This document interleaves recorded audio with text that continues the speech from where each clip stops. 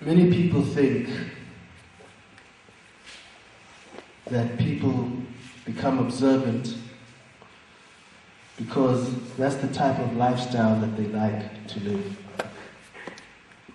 I would posit that people become observant because to their understanding this is the divine will. And that's a totally different kettle of fish when you understand that it's the divine will and not simply something that a person chooses to do. It's a whole different way of understanding the world and what goes on in it. So I saw my friends, my Jewish friends, becoming more observant. So I thought to myself, well, it doesn't have much to do with me anyway. I wasn't Jewish, so I carried on studying. And one day I was sitting at one of the cafeterias at the university, having a cup of coffee, and in comes a professor and starts speaking to me in Hebrew. And he says, I see that you got pretty high marks in Hebrew, but at a certain stage you stopped and you continued only with German and Italian. I said, yes, that's correct. I said, what am I supposed to do with Hebrew?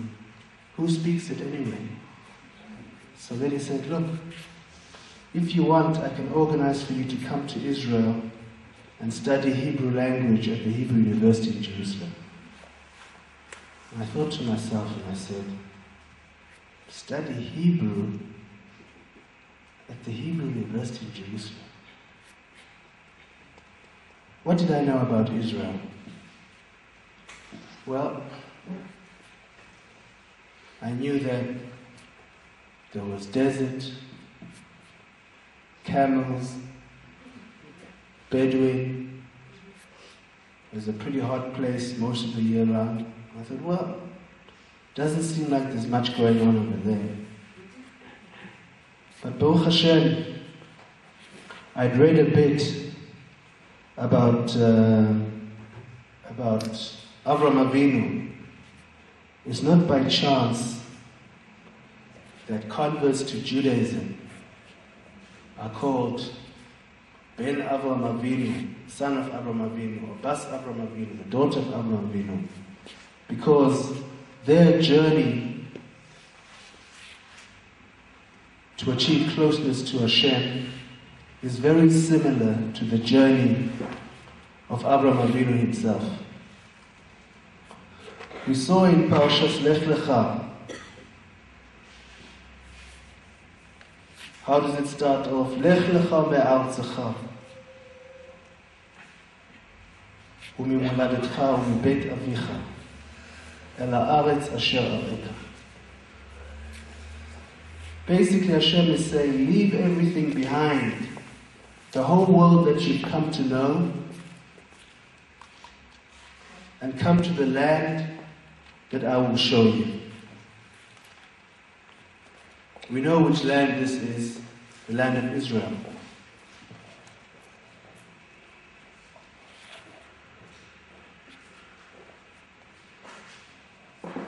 So I thought to myself, wait a minute, Chazal tell us that Avraham Avinu got to know the Creator at the age of 3.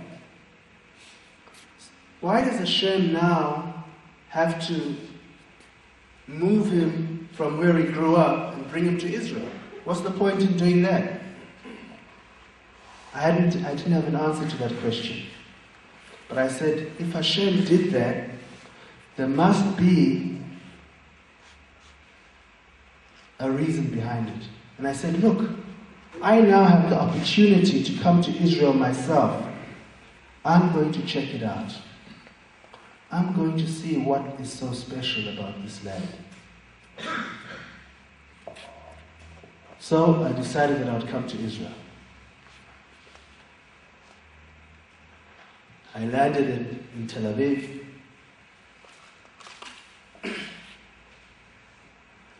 The feeling that overcame me is very hard to describe. There was something very familiar about it. It was like a kind of homecoming.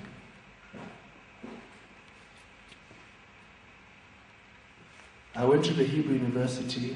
I began my studies, Aramaic, Biblical Hebrew, Mishnaic Hebrew. And I thought to myself, what are these languages going to help me? Who speaks them? Little did I know that the time would come when I would need these very languages. Aramaic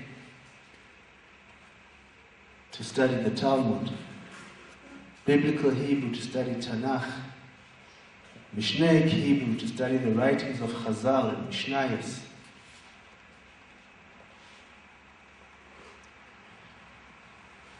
Hashem was preparing for me a way, getting me prepared for what would be in the future, which is in fact something that He does with all of us. Hashem always prepares ahead of time the things that we're going to encounter.